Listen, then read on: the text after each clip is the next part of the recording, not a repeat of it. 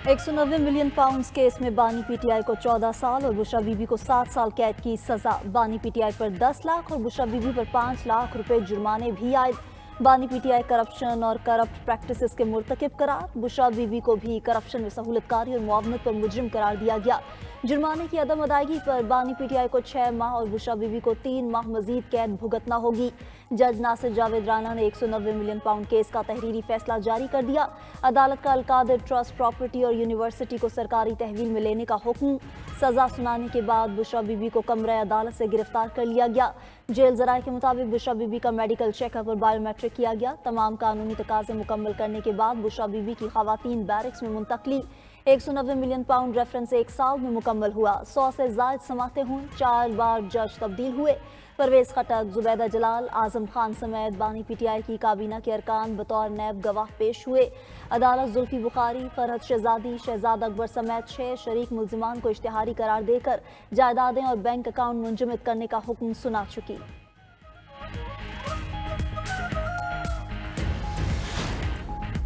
तहरीक इंसाफ का 190 million pound का case का फैसला चैलेंज करने का ऐलान। चेयरमैन पीटीआई बैरिस्टर गोहर ने फैसले को मुतनाज़ और सियासी इंतकाम करार दे दिया। कहा, बानी पीटीआई फैसला सुनकर हंस पड़े, वो कंप्रोमाइज़ नहीं करेंगे, जल्द बाहर आएंगे। अगर 7 रोज़ में कमीशन ना बनाया गया तो मुज़ाकरात रोक देंगे। अपोजिशन लीडर उमर अयूब ने कहा, आज सयाह दिन है। शिबली फराज ने कहा, अफसोस मुल्क लूटने वाले आज मुआसिस बने बैठे हैं। बानी पीटीआई को सजा मकाफात अमल है। वज़ीर दिफा ख्वाजा आसिफ का रद्द-ए-अमल। बोरे, चोर चोर के नारे लगाने वाला खुद डाके में मुलविस निकला। वज़ीर इत्तलात अता तारा ने कहा, 190 मिलियन पाउंड केस पाकिस्तान की तारीख का सबसे बड़ा करप्शन केस था। मीडिया पर सफाई देने के बजाय अदालत में गवाह पेश करना चाहिए थे। तलाल चौधरी ने करार दिया, फैसले से एनआरओ की अफवाहें दम तोड़ गईं। बगावत हो या करप्शन, किसी भी शख्स को माफ़ी नहीं मिलेगी। पाकिस्तान का पहला वजीर आज़म है जिसे करप्शन पर सजा सुनाई गई। 190 मिलियन पाउंड की चोरी साबित हो गई। वज़ीर आला पंजाब मरियम नवाज का कहना है कि अलकादिर यूनिवर्सिटी अब मेरे पास आ गई है। वहाँ ज़ेर तालीम बच्चों ने मुझे दावत दी है, इनको भी स्कॉलरशिप देंगे। वहाँ मजहब के साथ दुनिया की तालीम देंगे, जादू टूना नहीं सिखाया जाएगा। मरियम नवाज ने मजीद कहा कि मुल्क को इंतशार नहीं, अमन चाहिए, नफरत नहीं, तहजीब की ज़रूरत है। नौजवान सोशल मीडिया पर जो देखें आंखें बंद करके यकीन ना करें। वज़ीर आज़म का करंट अकाउंट खसारा मुसलसल तीसरे माह सरपरस्त रहने का खैर मकदम। कहा, मुस्बत माशी इशारिये हुकूमत पर एतमाद और माशी पॉलिसियों की दुरुस्त समत की सनद हैं। उड़ान पाकिस्तान प्रोग्राम से मुल्क की मईशत को मज़ीद तक़वियत मिलेगी। पाकिस्तान को ट्रांसपोर्ट तिजारत का मरकज़ बनाने और कार्गो की ट्रैकिंग से मुतल्लिक़ जायज़ा इजलास। वज़ीर आज़म की कराची और दीगर मराकज़ पर आलमी मेयार के कार्गो स्कैनिंग सिस्टम लगाने की हिदायत।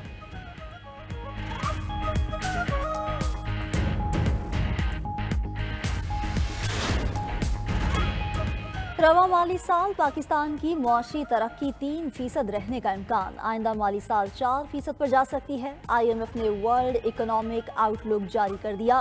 रिपोर्ट के मुताबिक रवा माली साल चीन की मुआशी तरक्की 4.6%, अमरीका की 2.7% और भारत की मुआशी तरक्की 6.5% रह सकती है। आउटलुक रिपोर्ट में मजीद कहा गया कि महंगाई के ज़ेर असर बरतानिया की मुआशी तरक्की में मुसलसल कमी आ रही है, जो रवा साल सिर्फ 1.6% रहने का इम्कान है। पंजाब और सिंध के मुख्तलिफ इलाकों में धुंध का राज।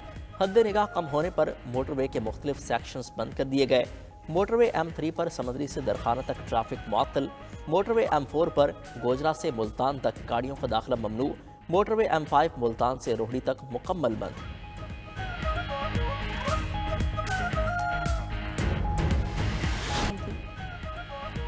इसराइल की 11 रुकनी सिक्योरिटी काबीना ने गजा जंगबंदी माहदे की मंजूरी दे दी।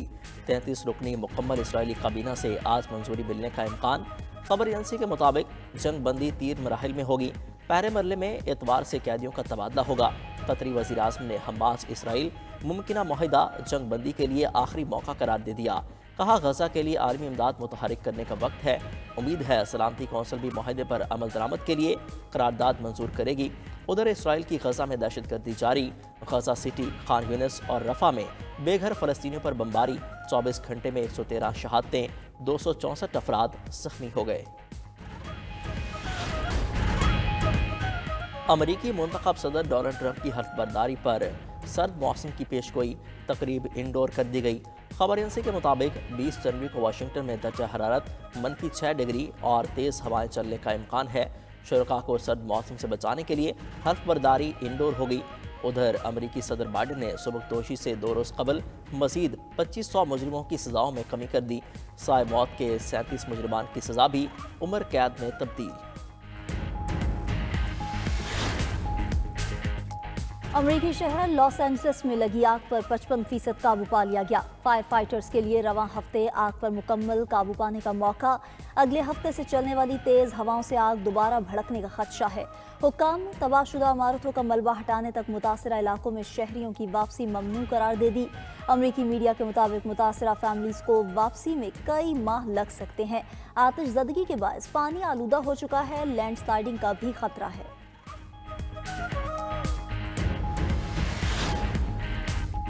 9 مئی جرم پر کلین چٹ نہیں دی گئی۔ 9 مئی کو جرم تو ہوا ہے، سوال ٹرائل کا ہے کہ ٹرائل کہاں پر ہوگا۔ سویلینز کے ملٹری ٹرائل کے خلاف کیس میں آئینی بینچ کے رکن جسٹس جمال خان مندوخیل کے ریمارکس۔ جسٹس حسن اظہر رضوی نے کہا، پولیس اہلکار کی وردی پھاڑنا جرم ہے۔ یہاں کور کمانڈر لاہور کا گھر چلایا گیا۔ پہلی بار ہوا کہ ایک ہی دن ایک ہی وقت میں مختلف شہروں میں حملے ہوئے۔ جسٹس جمال خان مندوخیل بولے، پارلیمنٹ سپریم ہے، پارلیمنٹ پر حملہ ہوا تو ملٹری ٹرائل کیوں نہ ہوا؟ کیا پارلیمنٹ خود پر حملہ توہین نہیں سمجھتی؟ بینچ نے ملٹری کورٹ میں تمام کیسز کی تفصیلات طلب کرتے ہوئے سماعت پیر تک ملتوی کر دی۔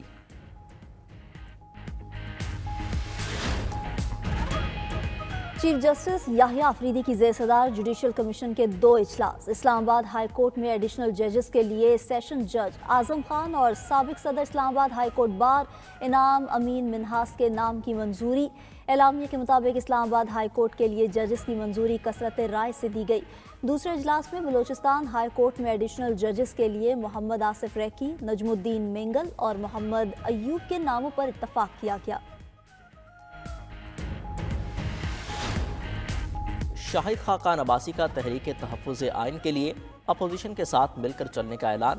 محمود اچکزئی، عمر ایوب، اسد کیسر کی شاہد خاقان سے ملاقات، ساتھ چلنے کی دعوت دی۔ میڈیا سے گفتگو میں شاہد خاقان نے کہا، آئین کی بالادستی کے لیے مل کر چلیں گے۔ محمود اچکزئی بولے، پارلیمنٹ کے اندر اور باہر جدوجہد ہوگی۔ مولانا فضل الرحمان کو بھی دعوت دیں گے۔ 3 ہفتوں میں اگلا لاہ عمل بنائیں گے۔ محمود اچکزئی کا بانی پی ٹی آئی کو سزا پر افسوس کا اظہار۔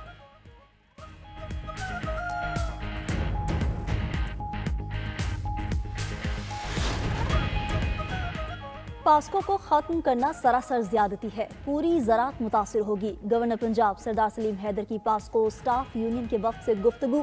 کہا، پاسکو کو ختم کرنے سے 3000 ملازمتیں اور کاشتکاروں کا نقصان ہوگا۔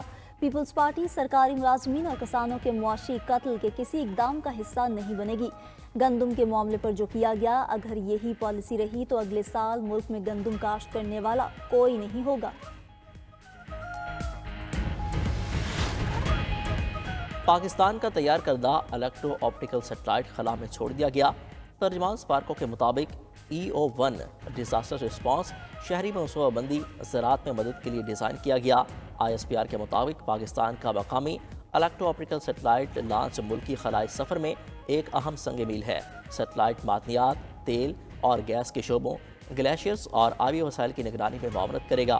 وزیر اعظم شہباز شریف نے سیٹلائٹ کی کامیابی روانگی پر قوم اور متعلقہ ٹیم کو مبارکباد دی۔ کہا، جدید خلائی ٹیکنالوجی میں پاکستان کی خود کفالت کی جانب بڑا قدم ہے۔